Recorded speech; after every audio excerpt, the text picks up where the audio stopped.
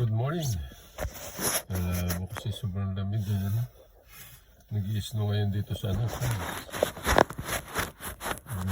na kagabi. Ayan, sina Kuya Frank, siyempre. Naglalaro. Umpisa ito ng first half. Thank you Lord. At 3-0 na score. 3 na ang score na Kuya. 0 ang kalaban. Salamat. Siyempre, nagdadasal tayo sa Diyos na walang masaktan sa kahit sa sino sa kanila. By the grace of God, manalo si na Kuya. Wala pong masaktan sa kanila. Ayan. Wow. Ayan. Manood din po kayo kung kayo walang ginagawa. Okay, madulas po kasi madulas. Kaya nadudulas ang mga 14 years old na po ang aking anak. Kaya malaki na siya. Salamat sa Diyos at healthy siya. Walang problema. No way.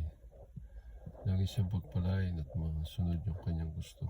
By the grace of God. In Jesus' name. Siyempre.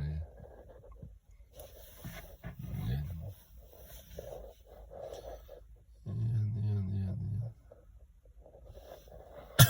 Nandito po ako sa loob ng motor kasi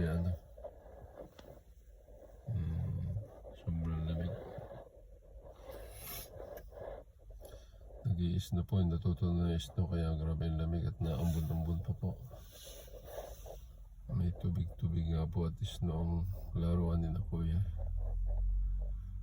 Ayan. Maganda po ang laro siyempre magandang laro at nalamang si na Kuya. 3-0 ang score. Paulit-ulit po ako siyempre kung lamang yung kalaban di ko na sasabihin. Sakit din po yung ganun. Malamig pa. Ayan. Yung palang salamin ng motor dito.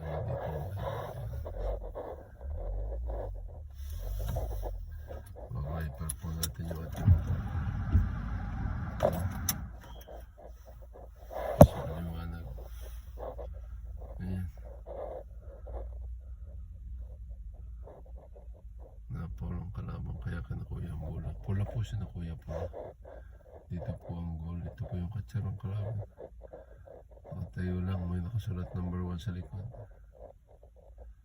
Kalimitan po sa katsar ng football ay 1. Siyempre nangunguna. Parang catcher din ang softball. Number 1 yung catcher. Yung catcher po siya sumasalo ng mga tira. Pero kung umisis niyo yung catcher, siyempre magkakaanak kayo lagi.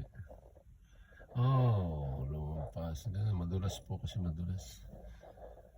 Sige po, stop ko na muna at mamay balitaan ko kayo.